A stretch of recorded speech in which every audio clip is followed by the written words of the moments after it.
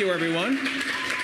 Hello, I'm Ed McCann. I'm the founder of Writers Read, and I'm your host for today's show. Writers Read gives voice to the stories that bind us.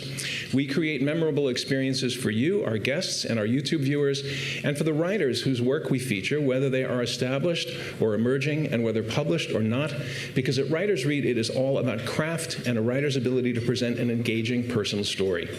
The stories we feature on our stage, on our YouTube channel, and in our podcast are a maximum of 650 words, and that translates to a 5-minute spoken word performance. We're delighted to return again to our venue partner, City Winery, here at their beautiful flagship location on Manhattan's West Side, to celebrate writers and writing and wine with you. The theme of today's show here at City Winery just happens to be wine. It is part of our 10th anniversary year celebration. And thank you, I heard some start. Let's go, 10 years. And since most overnight success only takes 20 years, I figure we're right at the halfway mark today, this year. Since we began, we have produced over 50 live events. We have featured more than 600 true personal 5-minute stories. And you are about to hear a dozen more about drinking, sharing, serving, and even the making of wine. And I am proud to present the work of the fine writers that you are about to meet, so we're going to get right to it. Daphne Gregory-Thomas spent 45 years living and working as a high school educator in New Jersey and New York. Shortly after retiring from the classroom and writing many school reports, she discovered her new writing heartbeat by participating in the Memorial Sloan Kettering Visible Ink writing program. Her essays have been published in the MSK Visible Ink Anthology and by Zibby Media. They've also been performed at the annual MSK Visible Ink event here in New York City, on our Writers Read stage, and at the Yarmouth, Maine Historical Society's Rooted Narratives event. Daphne resides in Kennebunk, Maine, which, by the way, earns her today's longest commute award. We get that once. And where she is an active member of Maine Writers and Publishers Alliance. And ever the essayist, she's also working on a long-form memoir project, and she traveled here today to open our wine show with her story, It Must Be the Wine. Please give a warm welcome to Daphne Gregory-Thomas.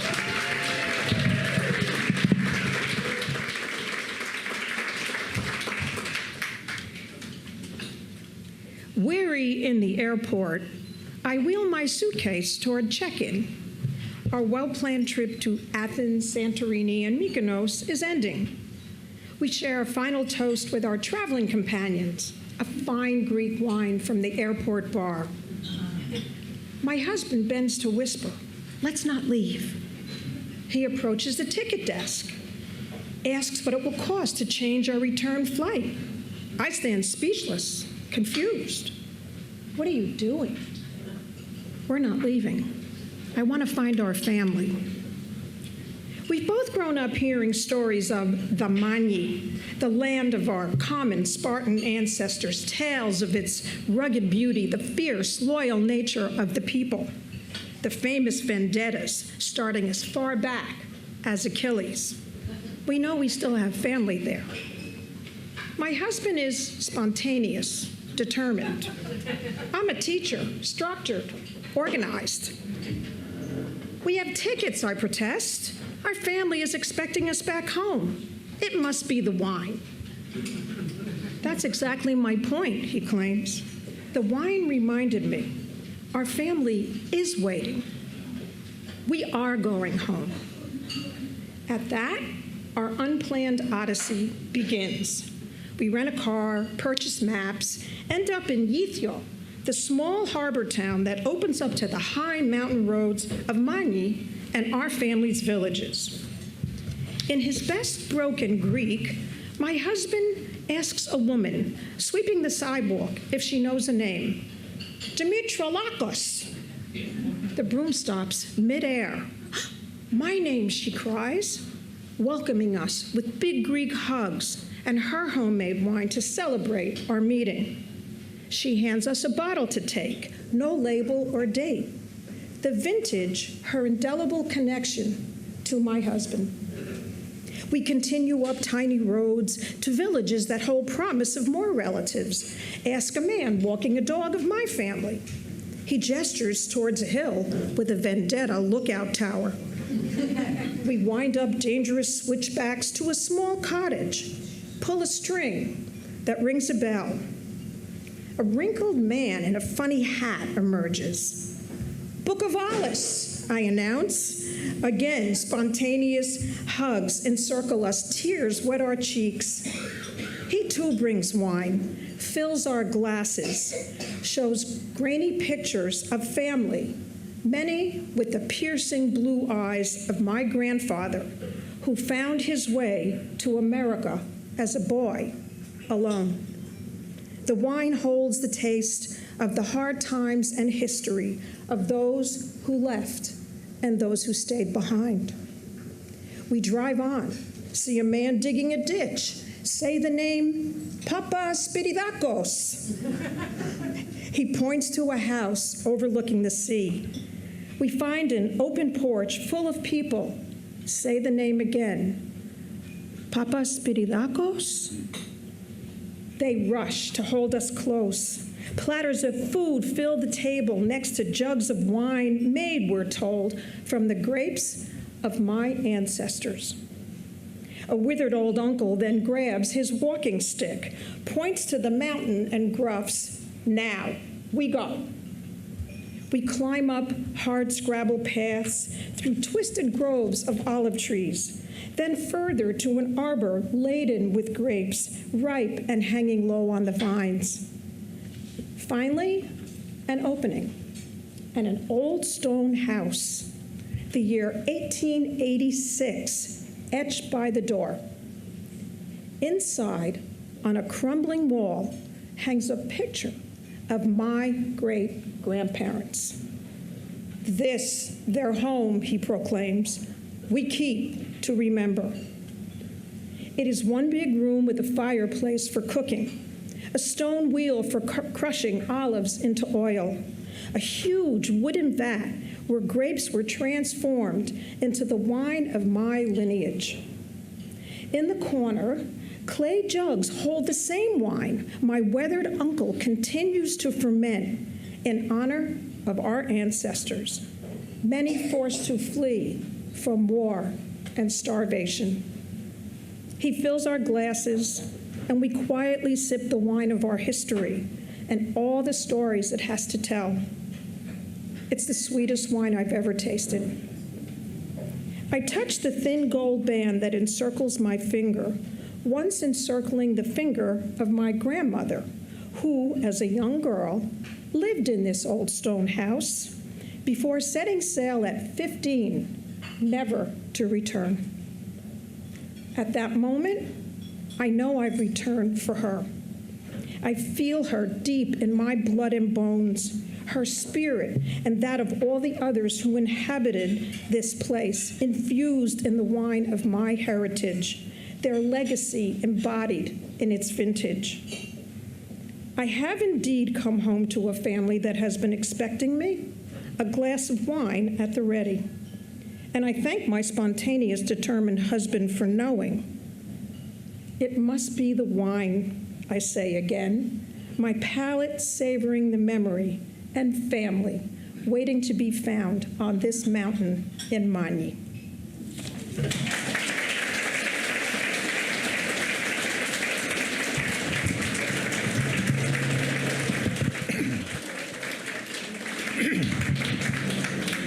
Anthony Murphy grew up in Lancashire, England. He has worked as a postman, he's toured Europe as a roadie, and he's been an associate producer of live poetry nights and open mic events.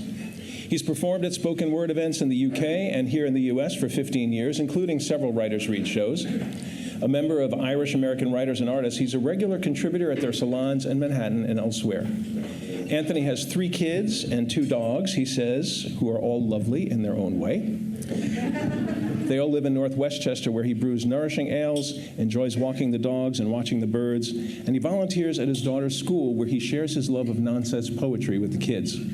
He's published a novel, Shiftless, and several poetry trap books, and he joins us now to read his wine story, A Load of Rhubarb. Please say hello to Anthony Murphy.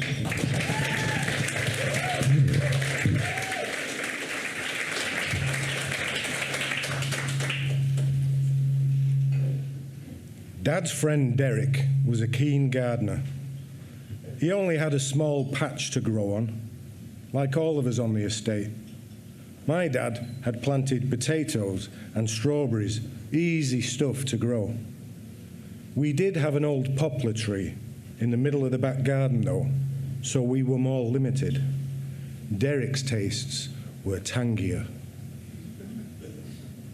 The rhubarb plant is also not so difficult to grow in the tricky climes of the English northwest, but no one else was trying to grow it on our street. Marrows and carrots, yes, but rhubarb? Rhubarb crumble was a popular Sunday dessert, with custard as a matter of course, but no one wanted to eat it more than once a month. And the plant, in all its glorious tumescence, looks like a particularly angry triffid. At least to me and my brothers in the 1980s, scared out of our wits by Doctor Who and the threat of thermonuclear war. We just wanted apples. Or did we? Derek and my dad were drinking buddies. Derek was a lorry driver, and my dad was what you would call a shipping clerk. Even though he was qualified in other ways, he wanted a less stressful job and loved to go out for a pint with the lads. Beer is a great leveler and whiskey a troublemaker, but they knew there was fun to be had in making your own wine. My dad had tried it over the years. There was a tradition of poutine making even back where he grew up. They made it out of potato skins, orange peel, anything, like the fuel that powers Marty McFly's DeLorean in Back to the Future. DeLorean was Irish too, so that made perfect sense. If only he had written the screenplay. My dad tried his hand at elderberry wine and nettle wine and dandelion wine, all stuff that grew around our house. I don't know if any of it was any good, because we were too young to drink it then. Meanwhile, Derek told my dad that he had made a wine out of bananas that was so strong it blew a hole in the lavatory. I'm sure that was a line he had picked up in the pub, as they were always trying to outdo each other with quotes. So, between them, they decided to use his purple monsters, his man-eating rhubarbs, as an all-new, super-strong, blow-your-socks-off Vino. I got all this information out of my dad much later, as I needed to know why they had used me and my brothers as guinea pigs for their evil experiment that late September day. We were 11 and 12, and my younger brother was 7. We were innocents. But we were also street kids up for anything. I had smoked roll-ups on the corner and had the occasional shandy at Christmas or a wedding champagne. So it wasn't virgin territory. But Derek and my dad needed fresh eyes, or at least an untainted palate, to determine how good their new batch of rhubarb wine really was, because they had been in the pub all afternoon. My mum must have been in the kitchen, as usual, so they rolled in with a couple of bottles of Derek's trademark rhubarb home brew and gathered us kids in the front room. It must have tasted okay, because we all drank a glassful. I like to think now that it was a murky brew with bits of flother floating about in it, yet at the same time as delicious as the ambrosia you hear about in, your. What was not forgotten about by any of us present was the effect. There was dizzy abandon, giddiness, hysteria, and ultimately puking, tears. A right old rollicking for my dad, and a never ever seen again Derek.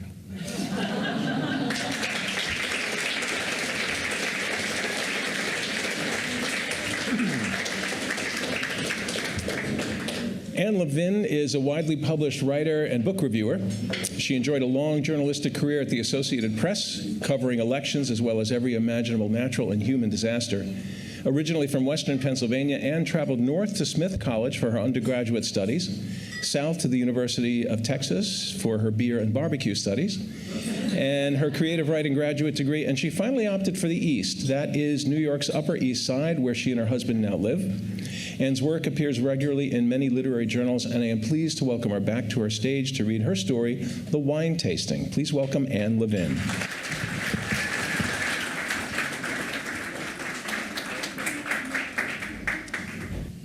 When Stan arrived at my apartment, everything was ready. There were several bottles of wine on the table, 2 wine glasses per person, a pitcher of water, and a stack of notepaper and pens as specified by my father.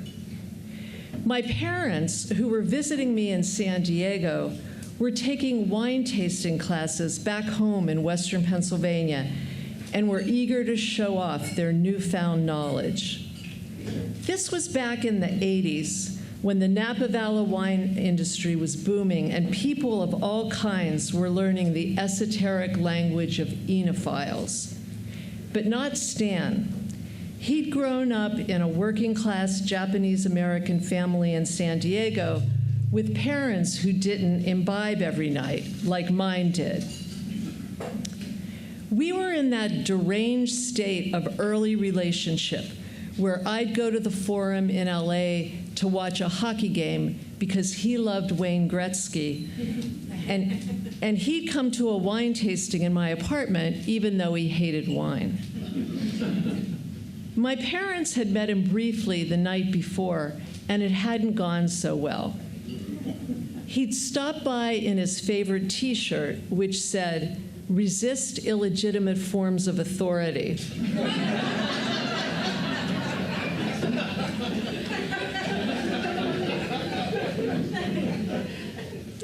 And somehow, in the space of 5 minutes, managed to quote Noam Chomsky twice.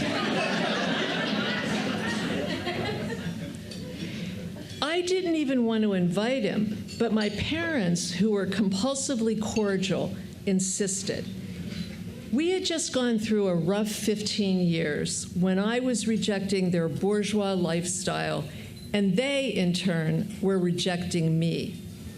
But finally, I'd gotten a good job and moved to a cool city, and they were excited about helping me decorate my apartment.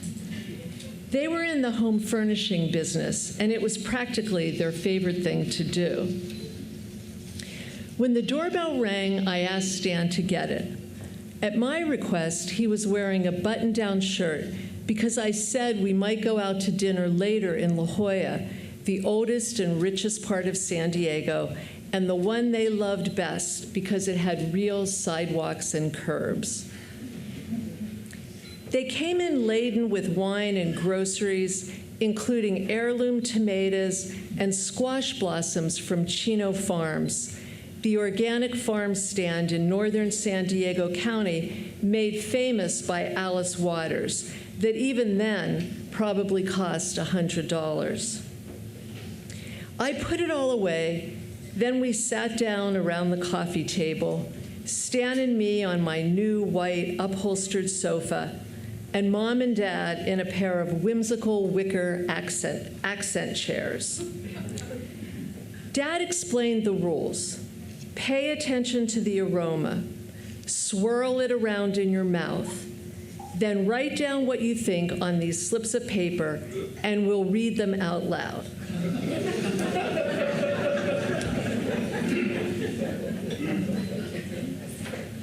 The first one we sampled was a chilled white. It's buttery, Mom said.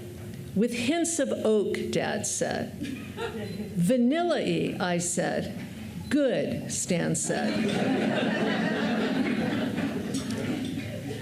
Then we tried another white. Tastes like grapefruit, Mom said. Crisp, Dad said. Light. Citrusy, I said. Good, Stan said.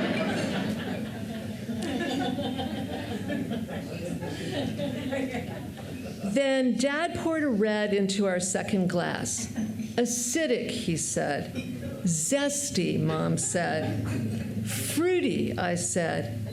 Good, Stan said. In all, we tried 3 reds and 3 whites. Dad made a list of the ones we rated best and told me to keep it in my wallet so I'd always know what to buy. Then they left. They had to get up early to make their connection to LAX, where they were meeting a Harvard alumni group going to Indonesia. Stan and I cleaned up. Then he asked me if I wanted to take a long walk on the beach and end up at our favorite Chinese restaurant, where dinner for 2 came to $12, tip included. Nah, I said, let's just eat here. I have instant ramen.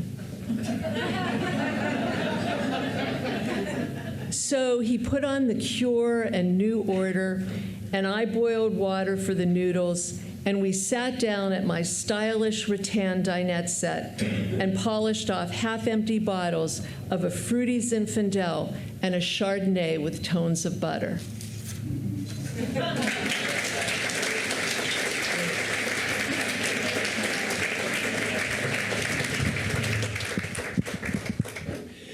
Judith Stiles earns her living as a potter, turning mud into money in the guise of colorful utilitarian pots that last 10,000 years.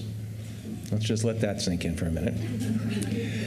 Throwing on the wheel has been a quiet enterprise in the tiny town on Cape Cod where she lives, so she had plenty of headspace to write a novel about all the naughty people of Wellfleet. Her people are drug thief nurse, sex-crazed abortion doctor, fishermen exporters of fentanyl, the old ladies gossip militia, and a potter who specializes in cremation urns for dead New Yorkers and their chihuahuas. They inhabit her novel Hush Little Fire, coming in May from Alcove Press, with distribution through Penguin Random House. Her essays and short stories appear in various literary journals, and as a side hustle, Judith writes for the Italian publication Italy Global about all things American.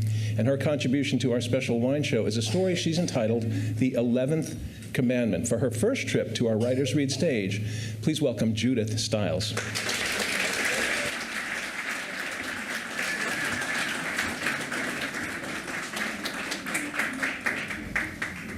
Jesus Christ and the comings and goings in Catholic Mass were a mystery to me because I was raised a Unitarian, where the hippie minister with Albert Einstein hair sang folk songs and read endless Robert Frost poems in his sermons.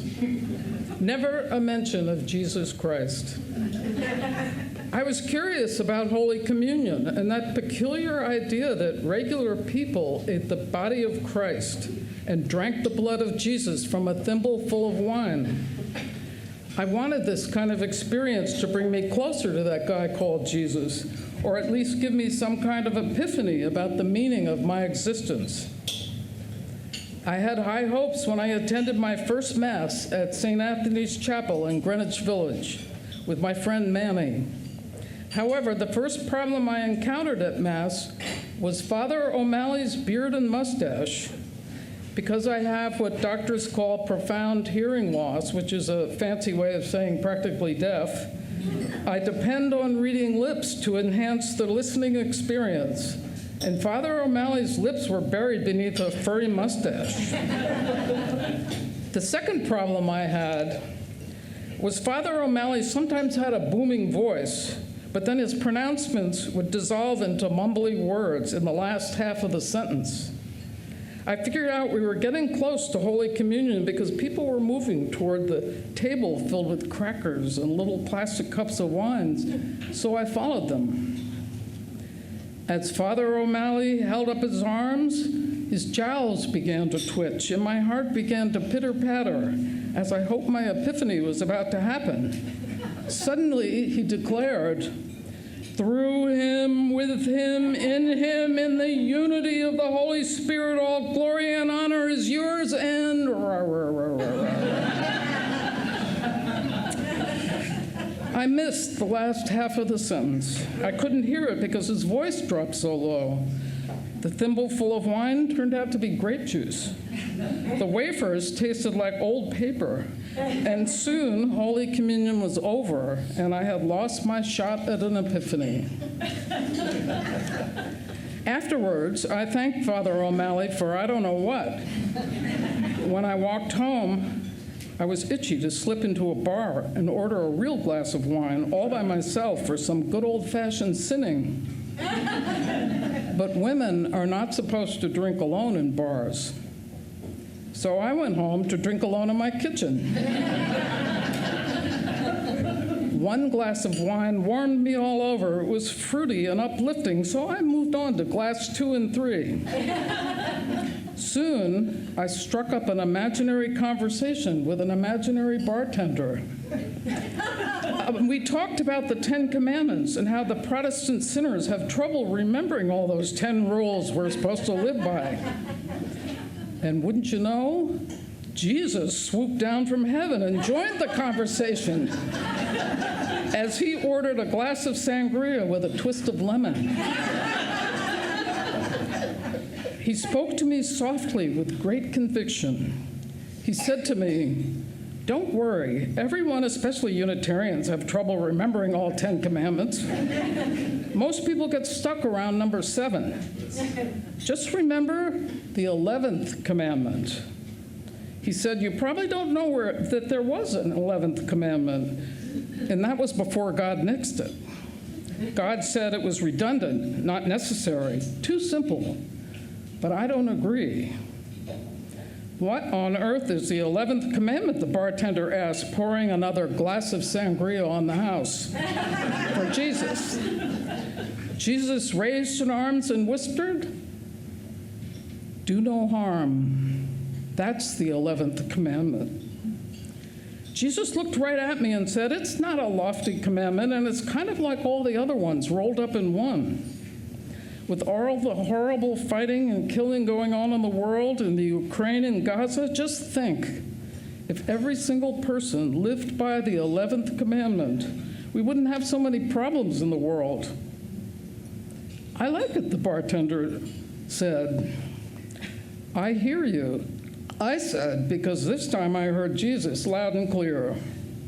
So I took a few more sips, and then we raised our glasses together and whispered up to the heavens, "Do no harm."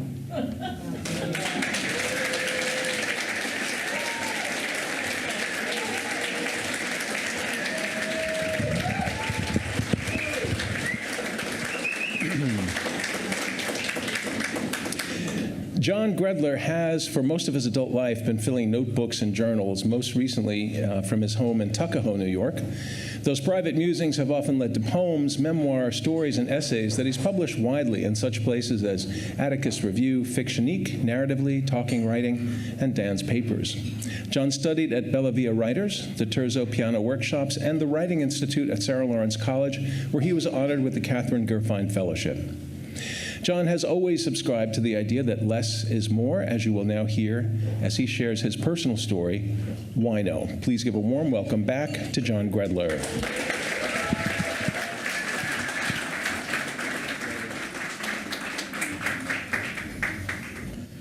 John Light stood in the hallway naked, holding a carving knife.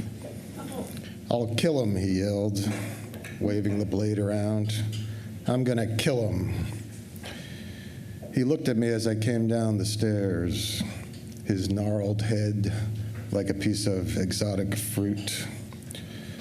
Dark eyes peered out from the deep folds of his face as he grimaced, showing his broken and yellowed teeth. "I'm going to kill him," he spat, though with less conviction this time. For a moment, I stood just looking at him, his ravaged nakedness. Scars covered his neck and chest. His belly protruded, box-like, looking hard as stone. Arms and legs, taut muscle. His shoulders sloping down from his neck as if he was holding something in his hands. Though he was formidable for a man his age, his shriveled penis in its nest of graying hair diluted the menace. I walked over to him and took the knife from his hand.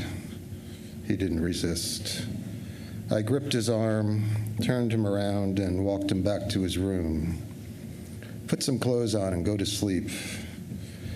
He sat on the bed and drained the pint bottle of rock gut wine he had stashed under his pillow. His dark brown eyes had a depth to them no matter what condition he was in. "I always sleep naked," he growled as he laid down. Quigley and Callahan were waiting for me in the hall. Mutt and Jeff, I thought, as I walked up to them.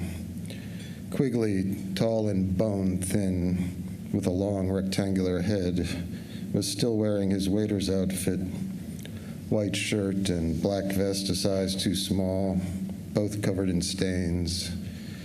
He was hugging a brown bag I knew held his usual 2 tall boy cans of Rheingold. Callahan, short and rotund, a thick mustache yellowed with nicotine, and a wall eye, was always in everyone's business. He hung out his first-floor window all day selling cigarettes for $1 each and cans of Black Label beer for $1. The other tenants called him Chiseler. "That motherfucker has to go," Quigley hissed. "He tried to kill me." "You've got to throw him out," Callahan chimed in. "He's dangerous. How are we supposed to?" "It's late," I cut them off. "Tell me about it tomorrow. Go to bed." I had learned in my time working at the single-room occupancy hotel that most things were forgotten by the next day. But I knew that John would have to go.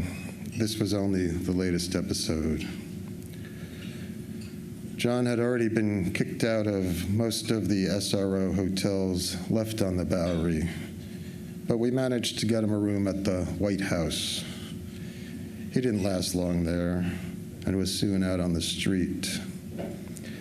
I ran into him one day, huddled under some cardboard boxes, nursing a bottle of Night Train. He grinned when he saw me. A dog at his feet jumped up and growled, wouldn't let me get close. "I see you found a friend." "Goddamn hound, follows me everywhere, can't shake him." "Maybe you should keep him around. Looks like he takes care of you." "Mangy mutt, eats half my food." I tossed him my pack of Newports with a 20 stuck in the cellophane. He took the money and threw the box back at me hard. "Menthols for girls."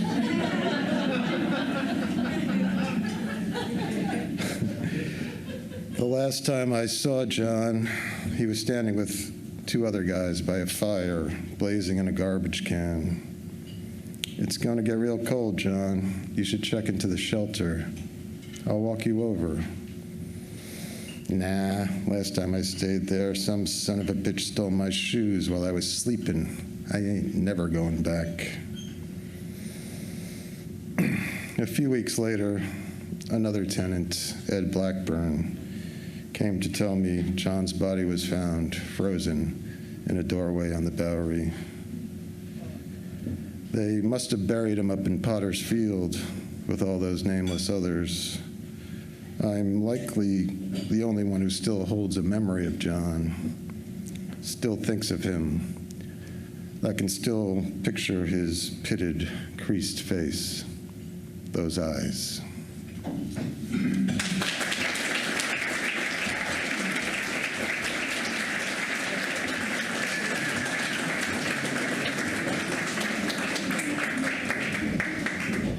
Marshall Messer was raised on Long Island, but says he hopes that you won't hold that against him.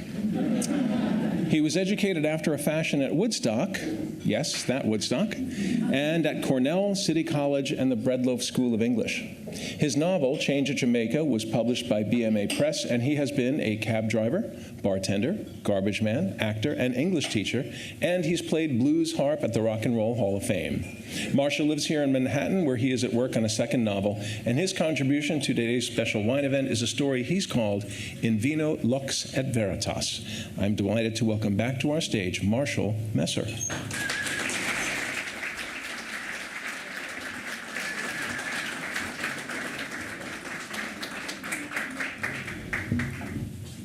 Hey, you got any stories about wine? I asked, pouring Becky a glass of red. For that Writer's Read piece? Yeah, I got nothing. Come to think of it, she said, freshman year of college, when I was dating Tom Little. Wait, I said, not the boyfriend with the Hamlet complex. Him, she said, the melancholy Californian. He was so full of angst, I never knew where I stood. So when Parker Wisniewski asked me out, I said yes. Parker Wisniewski? There's a mouthful. We played the neighbors in a production of Streetcar, and sparks flew. You minx, I said. She rolled her eyes. He took me to an Italian restaurant, as I recall. That was kind of nice for New Haven. And what was old Parker wearing? Oh, let me guess. Tweed jacket, chinos, Oxford button-down shirt, no tie, maybe penny loafers. She stared at me. Wow, she said, did you date him too? I didn't deign to respond. Cute? In a preppy kind of way. She tried the wine. Ooh, this is good. It's Rioja Reserva, I said, swirling the garnet liquid in the glass and savoring the nose. Were I Parker Wisniewski, I'd undoubtedly elucidate that the wine is 80% Tempranillo and 20% Garnacha and matures for 3 years in American oak. I took a sip. Notes of nutmeg and balsamic vinegar with hints of caramel and, I dare say, dried mushrooms. Is that supposed to be a snooty wasp accent, she said, because it stinks. Everybody's a critic. But I do taste the dried mushrooms. I'm saying. So, the red sauce joint? Parker ordered wine, and in my nervousness, I drank too much. You were nervous because I felt like I was cheating on Tom. Right. And the wine, red or white? Probably Montepulciano, which we drank a lot back then. It was so cheap. Ah, yes, an inexpensive Vino di Tavola from the Abruzzo region. Aromas of black cherries and dried figs. Lots of macerated fruit on the palate, with undertones of roasted chocolate and spice. Were you this insufferable when we met? To quote Curly of the Three Stooges, who, me? I resemble that remark. She shook her head sadly. Anyway, I stood up to use the ladies' room and had some trouble keeping my balance. I grasped the back of the chair to steady myself, and Parker leaned over and stage whispered, I hope you're not going to embarrass me. Ouch. What a dick. Yeah. I made it through the veal marsala and the tiramisu, but I was still somewhat tipsy when we left. I apologized profusely and had Parker drop me at my dorm.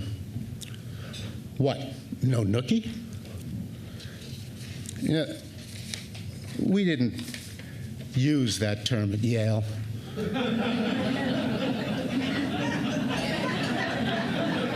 Of course not. Silly me. So you didn't do the beast with two backs? She didn't deign to respond. You never drink that much. I needed an excuse not to sleep with him. Let me get this straight. You felt so guilty about cheating on Hamlet that you had too much to drink so you could sabotage Parker Wisniewski's plans to bed you.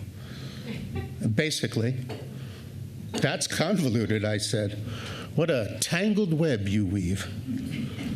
Or, to quote Hamlet, she said, by indirections, find directions out. And you know what Freud would say? Wait, she said, I know this.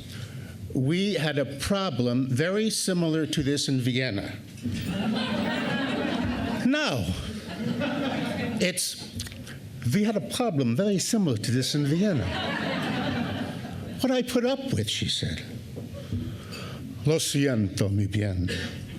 Mas vino? I refilled her glass and leaned in for a long, soulful kiss. Ooh, mucho toro, she said. I thought you might like to see how the 1951 vintage is holding up. She purred. Fascinating flavor profile. Notes of coffee, witch hazel, and toothpaste. With plenty of silliness on the finish. And, I dare say, a touch of pedantry. Cheers, I said, as we clinked glasses.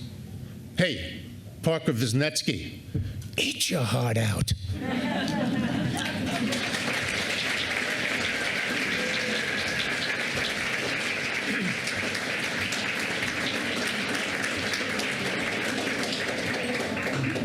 Writers Read gives voice to the stories that bind us. We are a federally recognized 501c3 nonprofit with a mission to create performance opportunities for writers.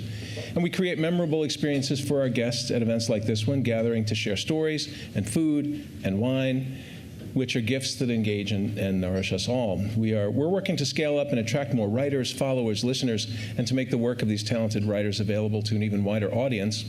A portion of the ticket you purchase for today's show flows through to us from City Winery, but the actual funds that keep the wheels turning come from you, our friends and donors. Your donations are an investment to help us reach the next level, and I ask you to please consider a tax-deductible gift today in any amount to help us get there. Scanning the code on the back of your program or the green banner in the gallery will take you to the donation page on our website. But another way you could help would be to take your program home with you today and pass it along to someone in your life, a writer or a listener whom you think would be interested in what we do. We also scattered some cards on the tables to sort of just spread the word, this kind of guerrilla marketing that we're doing to kind of get the word out and get more writers submitting their work. We are going to pause here for 15 minutes for your service to take food orders and refill your glasses. And then we will be back for the second half of our show and 6 more great stories. I'm Ed McCann, and this is Writers Read. Thanks.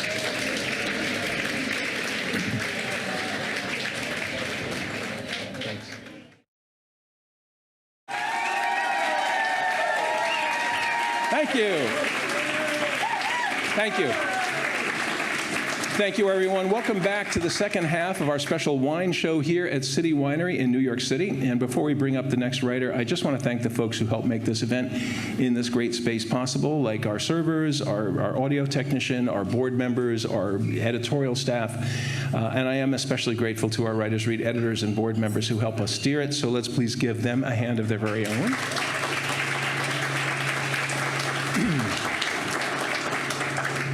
Brad Mislow opens Act 2 of our show, and his 25-year-long advertising career has included creative director and senior copywriter positions at such notable ad agencies as Ogilvy, BBDO, Publicis, and Saatchi & Saatchi. And last year, his pieces focusing on not selling goods and services appeared in the Jewish Review of Books and on the CBS Sunday Morning, where he appeared on camera to deliver an original commentary. He currently lives in the Bronx with his 2 adult children and a lovable pit bull mix named Rosie, and he joins us to share his story, Oh No, We Got Our Daughter Drunk. Please say hello to Brad Mislow.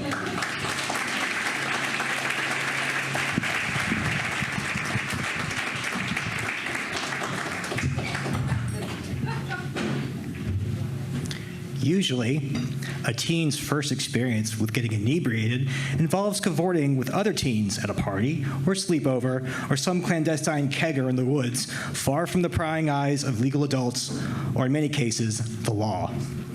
But I can tell you with full certainty that the first time my teen daughter got drunk was right under my nose. Or should I say next to my right elbow on a Sunday morning when she was 16. Allow me to set the scene. During the COVID spring of 2020, my family was living under lockdown, all under one roof. My college-age son, my high school-age daughter, my wife at the time, and me. Unbeknownst to our kids, my spouse and I had previously agreed to end our marriage, but finances and an unprecedented global pandemic kept us cohabitating for the time being, and we had no choice but to wait it out. And to make life even more interesting, along comes Mother's Day. Even though I was no longer an intimate partner to my soon-to-be ex, I do believe in setting a good example and honoring the mother of my children with a Sunday morning Mother's Day brunch. I prepared a delicious menu: homemade crepes, fresh fruit, chocolate spreads, premium coffee, and of course, Prosecco mimosas. At the table, I poured glasses for the mother of honor, my son, and me. Then my daughter spoke up. "Do I get one?" I was poised to object, but Mom said, "You may have a glass." Now, at the time, my daughter was 5'2" and maybe 100 pounds. Not a big person. Also, not a big drinker. So we handed her a glass, and we all toasted Mom. Even though the four of us had been stuck with each other since March, working and schooling remotely, we still had plenty to talk about. The conversation became lively. Second helpings were served. Glasses were refreshed. My daughter laughed at something mildly amusing my son said, and then kept laughing. And laughing. Her sweet giggle turned into deeper belly laughs, and she could not stop. When did Ben get so funny? Why is everything just so funny? OMG, what's wrong with me? I can't stop laughing. I asked her, "How many glasses of mimosas did you have?" 2, 3, I think. I didn't notice her having a refill. More uncontrollable laughter. I suddenly realized what was happening. I said to her mom in horror, "Oh no, we got our daughter drunk." "I'm drunk? This is drunk? Why isn't he drunk?" Pointing an accusing finger across the table at her brother. "You're such a lightweight," he said while rolling his eyes.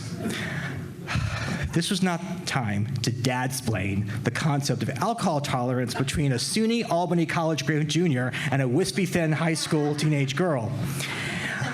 It was suggested that she go lie down in her room. Mom escorted her from the table and helped her bring down the laughter several noise levels until she fell asleep. It was like we had a toddler again who needed a nap. My son broke the silence with, "She better not puke." Oh, can it, we told him. I cleared the table and washed the dishes. The mimosa pitcher was empty. Despite the worldwide pandemic, global lockdown, broken marriage, and the drunk teenage girl, I'd say it was a successful Mother's Day brunch. And no, my daughter never puked, and the marriage wasn't saved. But the four of us have a Mother's Day memory forever etched in family lore. I can't look at a bottle of Prosecco without thinking of the sound of my daughter's drunken laughter, and that if she's ever asked, "Who were you hanging out with when you first got drunk?" the correct answer is, and forever be, my parents.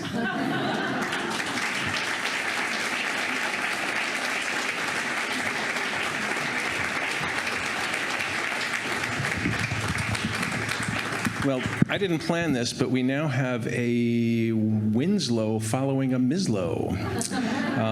Meg Winslow is a writer living here in New York City. She retired from a lengthy career in HIV research and is presently collaborating with her deaf sister on their joint memoir.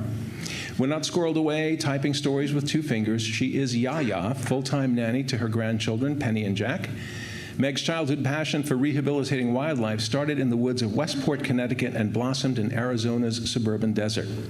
The urge to nurture nature came full circle when she and Penny raised a nestling sparrow together in her Upper West Side apartment.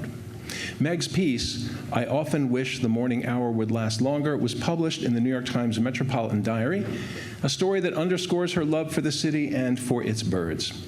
Meg also makes her first trip to the Writers' Read stage today to present her story, Your Choice. Please give a warm welcome to writer Meg Winslow.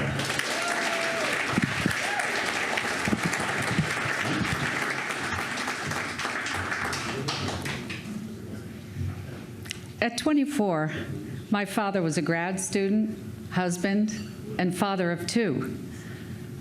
But when he looked in the mirror, he still saw a bachelor. His popularity and Sean Connery good looks led to 48-hour binges with his Cornell frat brothers. Mom's ultimatum, me and the kids or the drinking, your choice, was delivered with a doe-eyed toddler on each hip. He chose, and I grew up in a dry household. Dad spent weekends cheerfully chauffeuring us to birthday parties, patiently teaching us chess, and laughing together at Marx Brothers movies. He never played catch. Instead, arming us with pen knives and magnifying glasses, he shared his passion for hiking. He recited Shakespeare along the trail in hopes that we, too, would learn to cherish his pal Bill. He succeeded. Macbeth's witches captivated our attention on those hikes, and we were hooked. The summer I turned 12, my parents divorced.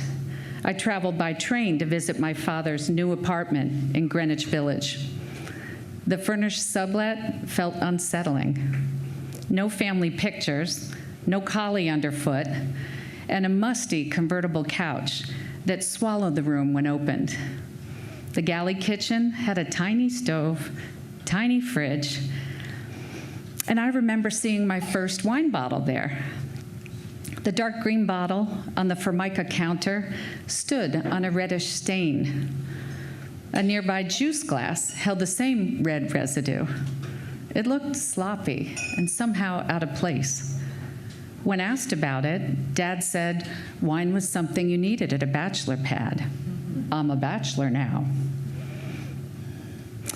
He was no bachelor.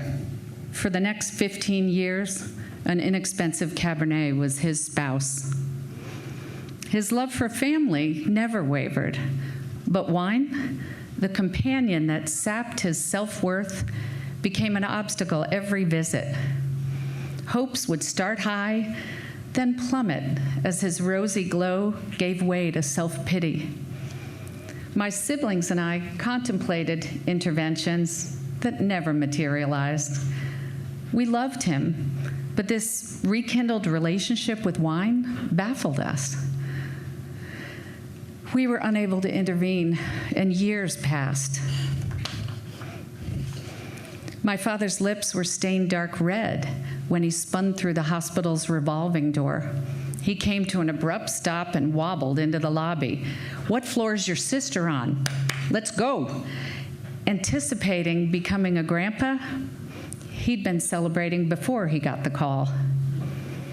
We hugged and headed up to the maternity ward. I held the 8-pound bundle in my arms as his grandpa peered over my shoulder. "Well, this is something all right." A little too loud. We said our goodbyes and headed out together. Returning to the lobby, he stumbled and landed heavily on the Naugahyde chair, regret clouding his features. "I should have brought flowers. Why didn't I stop for flowers?" "Dad, your baby's had a baby. You're a grandpa now. Isn't it amazing?" "Yeah, but I should have brought your sisters flowers or candy, something." What a dope. 5 hours old, the baby was already taking a backseat to the self-absorbed musings of a man who wouldn't move out of his own way. I couldn't accompany him on his poor me spiral again. The weight of missing my dad as he sat right across from me was too heavy that night. "Dad, I'm not going to be around you anymore when you're drinking. I'm not asking you to stop. That's your choice. But I'm going to make sure wine doesn't wreck our time together." I don't know how he severed ties with that green bottle. We never discussed it. But Dad returned to us intact that summer. A year later, I asked him to babysit my new my newborn, his first granddaughter. Would you stroll her around the lake while I get dinner started? Speechless, his eyes welled up and met mine. I nodded, and we both understood. It was time for her first Shakespeare lesson.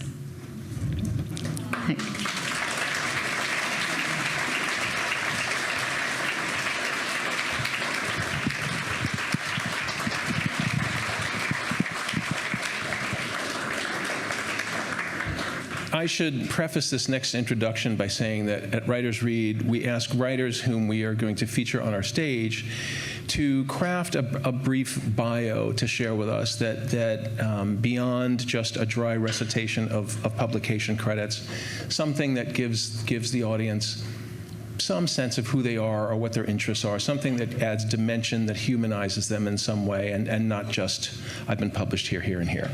So in that spirit, our next writer, Robyn Smith, wrote that she has big ears but cute feet. She also says that at age 12, she won a blue ribbon in horseback riding, and that at 21, a spot for Penn tennis balls inspired her to pursue advertising. Robyn now writes death-defying ad copy with sniper-like precision. And she says her Wednesday nights are reserved for sketching long, nude poses at the Art Students League. She goes on to say she has the most horrendous singing voice known to man and doesn't care. Star Trek IV: The Voyage Home rocks her world. Her husband is a former Howard Johnson's busboy, and that the crooked yellow melting smiley face is her favorite emoji. So that gives you kind of a dimension of who we're going to hear from next. Oh, and the title of her wine story that she contributes to today's show is called Fruit Forward. Please welcome Robyn Sands.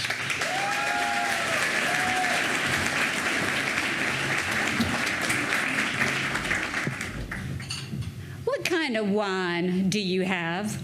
My mom asks the waiter. He presents the wine list to her. Are you thinking red or white? Mom waves away the list. Can I tell you what I like? The waiter twitches. Please. I want to sink below the table, below the floor. I want to go deeper and deeper down through the depths of the earth's layers.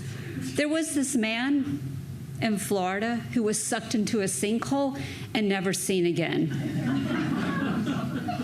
That's the kind of depth I need. Mom says, the woman at Whole Foods let me try several wines. Who is this maniac at Whole Foods? Maybe Whole Foods should stick to kale. She said, I like a fruit-forward red wine. Fruit-forward? The waiter echoes. Yes, she says, transforming a single-syllable word into a multi. Maybe the Pinot Noir or the Cabernet. Well, I don't like when my wine is spicy. Is it spicy? And I hate when it's peppery. Is it peppery? I'll bring you a sample of each to try, he says. Would ya? Happy to. Fruit forward we go. The waiter looks my way, seeking my drink order. I try to exhibit 0% DNA in common with Mom, while hoping to communicate that I'm a hostage being held against my will. I'll have the Gavi, please, I say as softly as possible. The waiter nods and disappears. I wish I knew what combination of pills I could take so I could die. Could you Google that?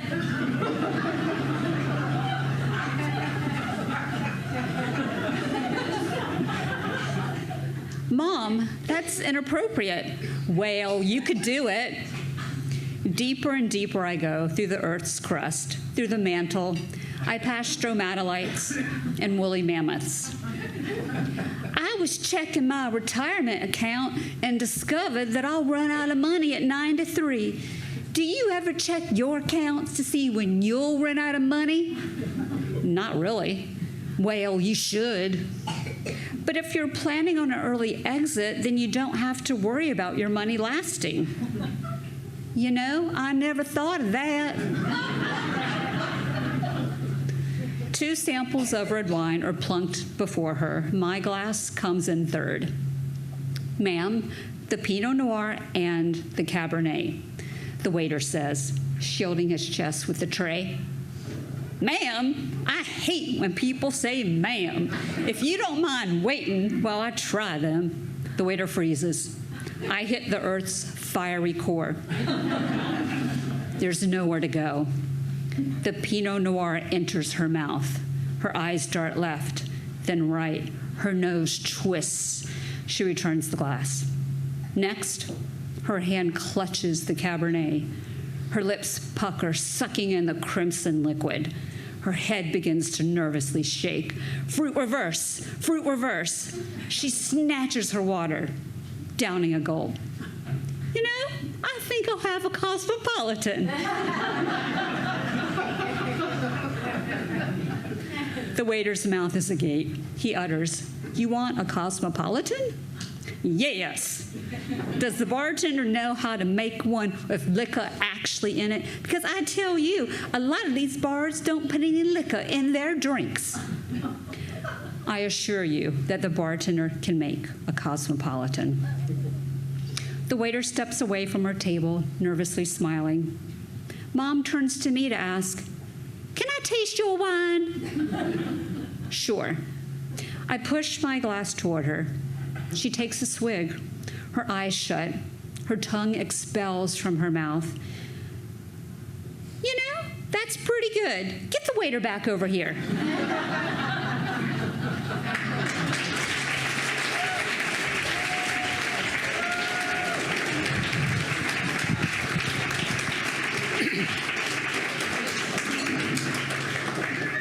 Joyce Hunt is a retired teacher.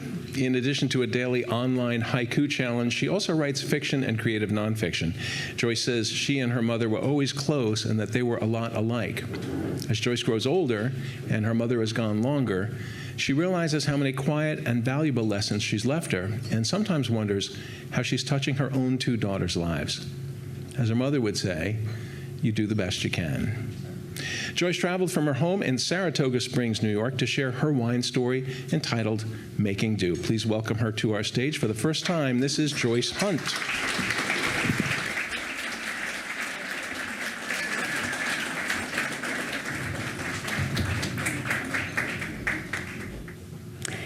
My Irish mother was fun-loving, and she liked her wine. My Depression-era father was serious and goal-oriented. He wanted to save money to accomplish what no one in his family had done: invest in the stock market and put 3 kids through college. Wine costs money, and since my father neither smoked nor drank, my mother had to settle for the only vintage he was willing to buy her, a rot-gut pink Catawba.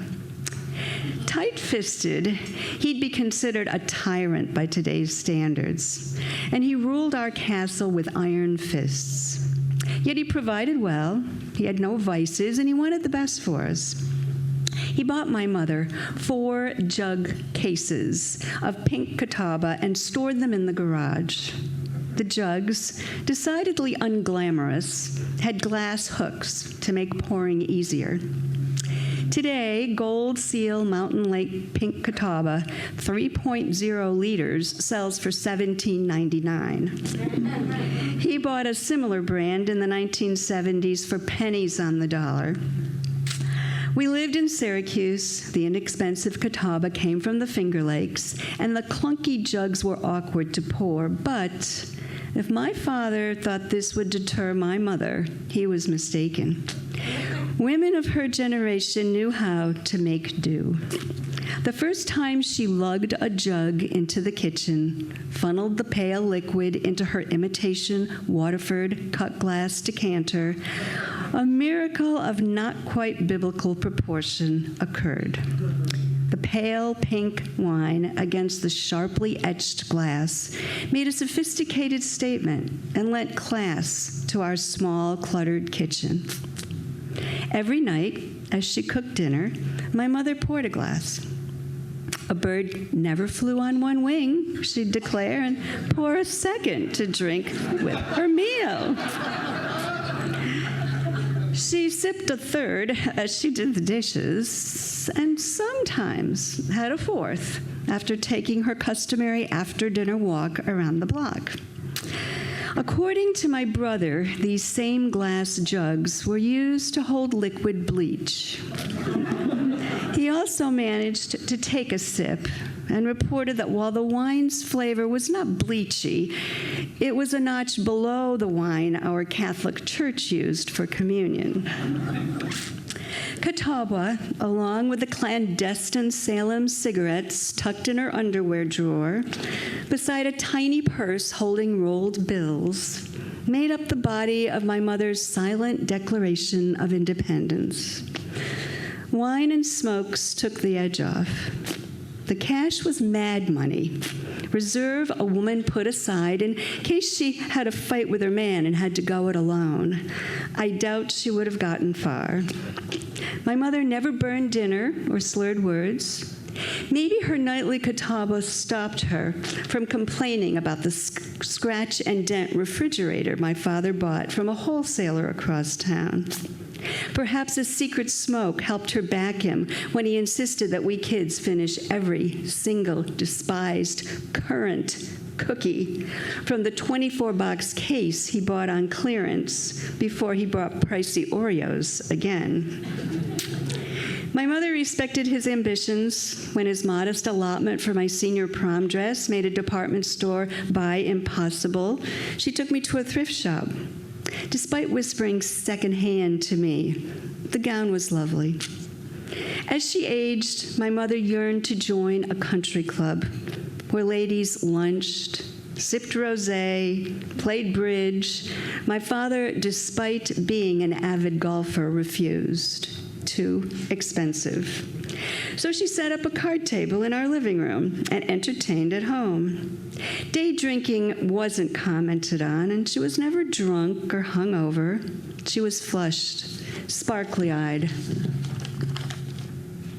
enjoying life, and maybe feeling she'd won some invisible prize when she snuck a cigarette or an extra glass of pink.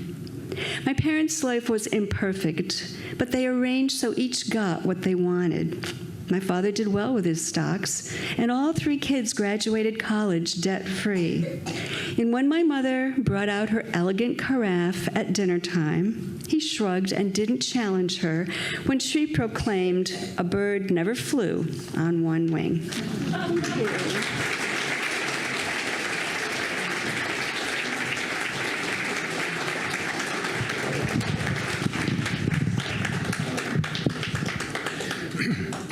Ann Casapini is a yoga and meditation instructor who also loves to write, loves to sing, and she loves to dance salsa. She has been published in The Sun, Dunes Review, and Intima, a journal of narrative medicine. In addition, her work has been featured in a long list of anthologies, and Ann is a regular contributor to both Writers Read and Military Experience and the Arts online journal. She was a finalist in the Southampton Review Short Fiction Contest, and she received an honorable mention in the Westchester Review Flash Fiction Contest. She lives in Tuckahoe, New York, with her husband, son, and their dog Rocky, and it is always a pleasure to welcome her back to our stage. Here to share Trouble, this is Ann Casapini.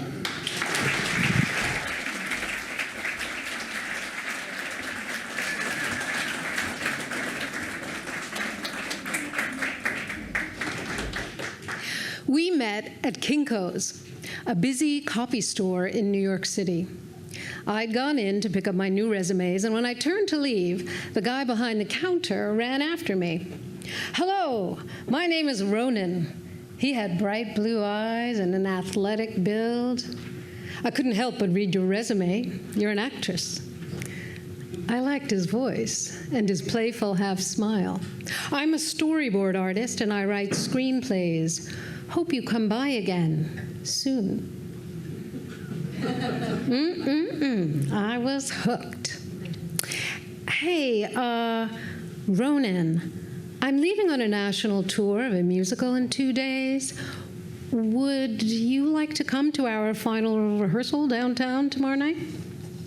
The following evening, just as we were about to begin the show run-through, Ronan stepped off the elevator into the loft space. He was wearing dark, black-rimmed sunglasses and a faded jeans jacket with a messenger bag strapped across his chest. He sat and opened a leather-bound journal. With a pencil in his hand, he seemed to be writing something the entire performance. Afterwards, Ronan surprised me with a drawing of me in costume. That Ms. Anne was magic. Then he gave me a bear hug. We agreed to get in touch after my tour. As I watched him leave, it occurred to me that he wore his sunglasses the entire time. Weeks later, post-tour, I found a neon green envelope from Ronan in my mailbox and an invitation to a homemade spaghetti dinner. So began our affair. He loved my eggplant parmesan. I devoured his raisin scones. We discovered we both loved long shared tub soaks. When I landed a role in an off-Broadway musical, Ronan treated me to a helicopter ride over Manhattan to celebrate. And when he sold an option on a screenplay, I took him on a dinner cruise off the 34th Street Pier. Within a year, we were living together. The honeymoon lasted only a short while. After a few months, Ronan became moodier, distracted. He often drank an entire bottle of wine at dinner to relax, then go out walking to clear his head. He started smoking and going to bars. Yet he'd be productive, creative, and thoughtful most of the time. Then, without warning, he'd disappear for hours, return home glassy-eyed and angry, and collapse into bed. That's when I began to learn about his drinking and his experiences as a medic in Vietnam. He hadn't told me before that he'd served in the Army. At just 18 years old, he was stitching soldiers' head wounds. At just 18, he was forced to grapple with the decision to administer lethal amounts of morphine to the boys who wanted to die because their legs were blown off. There was no respite, not even in sleep. Late into the night, Ronan's moans and shouts would wake me, and I would find him drenched in sweat. I began having intense nightmares. Desperate to understand, I started going to Al-Anon.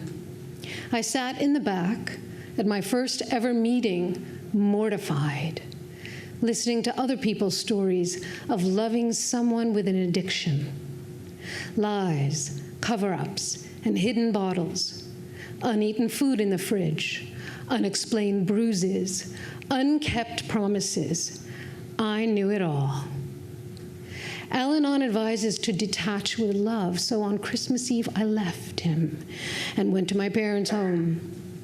I stayed away 3 days, both anxious and scared to get back. At first, Ronan appeared better. He said, "I love you, and I'll take better care of myself." I wanted to believe him. But then, as if on cue in a B movie, a bottle of wine rolled out from under the couch. I smashed it against the wall and watched the red liquid trail down to the floor, pooling around the shattered glass like blood. 24 hours later, I found Ronan on a park bench, freezing and unconscious. I told myself, stay calm, check for a pulse, call for an ambulance. As I waited, shivering in the snow, all I could think about was our chance meeting at that copy store, when I'd first fallen in love with Ronan's bright blue eyes and his playful smile, and how he had run after me to make sure I didn't get away.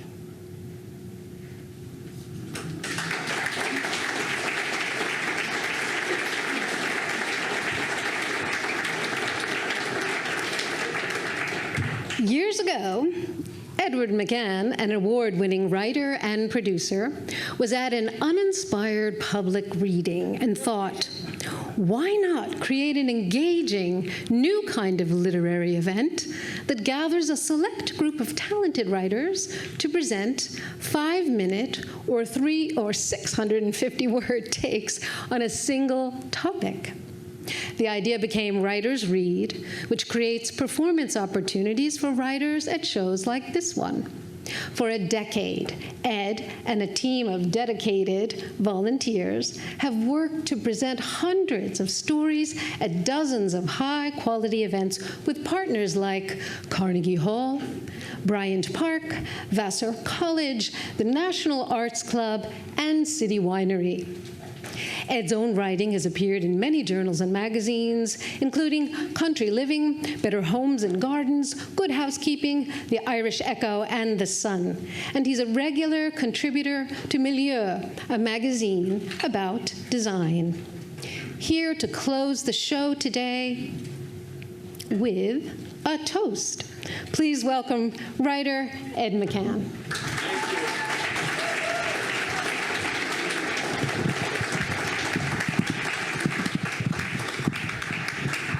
So as our dear friend Malachi McCourt might have said, thank you, Anne, for that obituary. On a Saturday in May 2014, a classical guitarist in the garden played a nocturne as flower girls and boys, the 5 youngest members of our clan, scattered rose petals along a gravel path just ahead of the bride and her father. It was my nephew George's wedding day, and Nicole, looking radiant, took her place beside her groom, the two of them flanked by a pair of tall yellow rose standards and surrounded by all our family. My husband Richard performed the ceremony, and I, the best man, produced the rings on his cue. After a shower of birdseed and an hour of champagne and hors d'oeuvres, a dinner reception for 30 guests continued in our studio.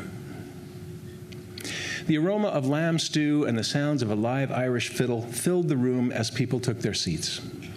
My brother, the father of the groom, had died nearly a decade earlier, and we were celebrating in the same space we had gathered after his memorial service, a room once again filled with food, flowers, family, and flickering votive candles. I stood beside George to propose a toast. Today, we are all McCanns, I said. And Richard and I are so glad to share this day and our home with all of you. I turned to George and continued, I couldn't feel any happier or prouder today if you were my own son. I love you, and I wish you and Nicole a long and happy life together. I raised my glass like Liberty lifting her torch, and 30 guests raised theirs in response, all of us together sealing my declaration and heartfelt wish with a collective sip of wine. The fruit of the vine, and the work of human hands. Growing up Catholic, I understood early that wine was a powerful, even sacred substance. A high point of the church service, after all, is when the priest holds aloft the chalice of sacramental wine, a gesture meant to signify the transubstantiation, that mystical or metaphorical change of wine into blood. To me, it seems magical enough that grapes are transformed into something as wonderful as wine, whether red, pink, white, or the bubbly signifying special occasions. And a toast, after all, is a secular kind of prayer. Both are hopeful requests for intercession, statements of intent, and an address to some invisible force to hear our plea, grant our prayer, bestow upon us this wish. Those toasts differ from the pro forma ones like cheers, slanta, prost, or bottoms up. And one that would never be mistaken for a prayer, handed down by my Irish grandfather, John Gabriel English, known as Jack, goes like this. Here's to those who love us, and for those who don't love us, may their hearts be turned. And if their hearts cannot be turned, then let their ankles be turned, so we shall know them by their limping.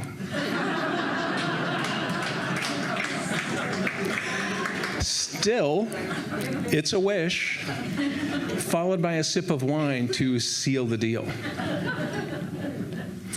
Though our paths have since diverged, that heartfelt toast I made to my nephew and his wife on that distant spring day was filled with good intent and a love that's undiminished.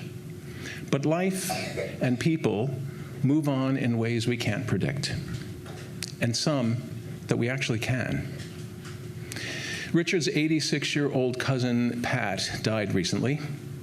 Both only children, they had grown up together in Schenectady, New York, just a few blocks apart, the closest thing either one of them had to a sibling. They drew closer as they aged, sharing stories and recollections of their parents and grandparents, people, places, and events known only to them. That night at dinner, Richard poured an inch of red wine into 2 short, straight-sided juice glasses. We took our seats, we lit a candle, and with the dog settled at our feet beneath the table, I raised my glass. "To Pat," I said. "To Patty," Richard replied, tapping my glass with his. We clinked, we sipped, we remembered. Another Auld Lang Syne, for old time's sake. And I'll drink to that.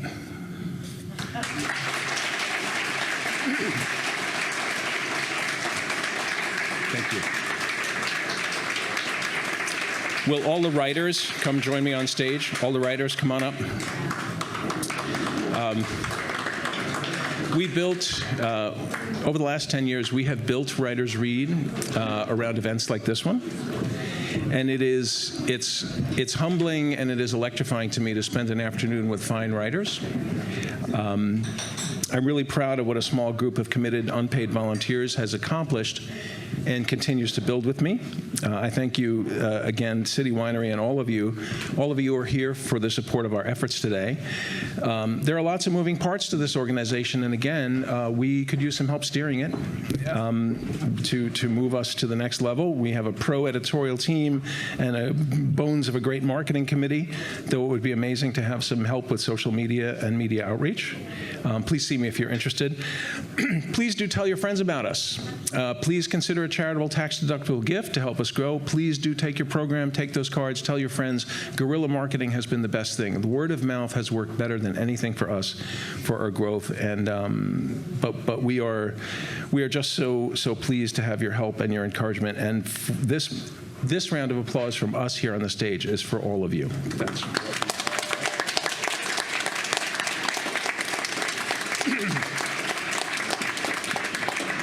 If you are not pressed to be elsewhere at this very moment, please do join us. There's going to be a reception in the gallery right outside those doors after the show, where we can talk and schmooze and talk about writing, and you can let's talk about what you heard today and etc.